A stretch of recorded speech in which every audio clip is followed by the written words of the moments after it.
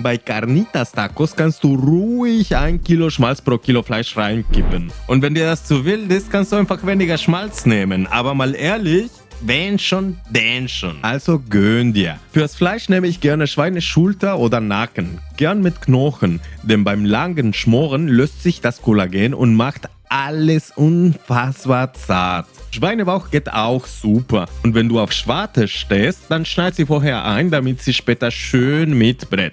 Wusstest du, dass in Mexiko Carnitas in riesigen Kupferkesseln konfiert werden? Ich gehe mal stark davon aus, dass so ein Teil bei dir nicht in der Küche steht. Also kommt alles in den Bräter oder großen Topf und jetzt wird konfiert, Baby. Klassisch, in Schmalz.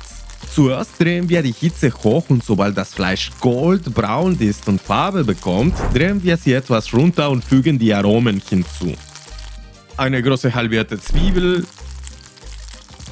6 bis 7 Knoblauchzehen, ruhig hier keine Schüchternheit. Und dann kannst du 6 bis 8 Pimentkörner reinhauen, sowie etwas Thymian und Rosmarin. Du kannst ja auch kreativ werden, wenn du andere Kräuter liebst, nur zu.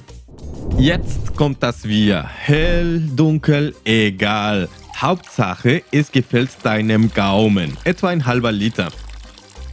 Dann ungefähr 4 große Lorbeerblätter, grobes Meersalz und als nächstes eine etwas unübliche Zutat, aber ich stehe dazu. Ein Glas Kondensmilch.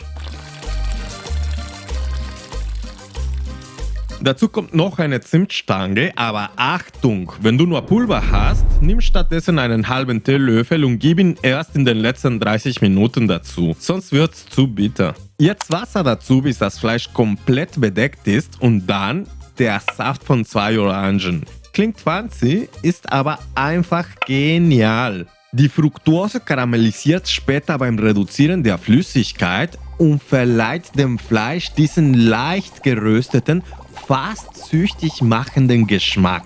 Die Orangenschalen lasse ich ungefähr eine Stunde mitköcheln. Das gibt nochmal einen extra Kick. Währenddessen kannst du eine richtig leckere Salsa für deine Carnitas Tacos zubereiten. Meine Favoriten dazu blende ich dir aber später am Ende des Videos ein.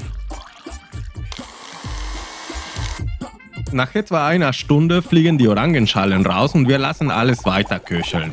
Und dann, nach 2 bis 3 Stunden, das Fleisch ist goldbraun. Die Küche riecht nach Himmel auf Erden und das Ding ist so zart, dass du es fast mit dem Löffel essen kannst. Du willst es noch intensiver? Dann lass es weiter konfieren, kein Stress. Aber ich halte es nicht mehr aus. Jetzt geht's ans Zupfen. Ich mische das Fleisch immer mit der Schwarte, einfach weil ich es mega finde. Wenn du dir aber nicht sicher bist, probier es erstmal separat, bevor du alles zusammenmischt. Dann packe ich das Ganze auf meine warmen Mais-Tortillas. Drüber kommt schön frischer Koriander. Kommt ein ordentlicher Schuss Salsa Roja. Gewürfelte rote Zwiebeln und natürlich ein Spritzer Limette. Saftig, würzig, mit knuspriger Note und dieser herrlichen Frische von Limette und Koriander.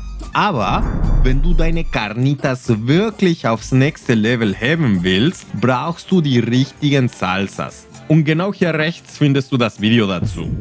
Oder die Salsa Matcha am Ende dieses Videos ist der absolute Wahnsinn.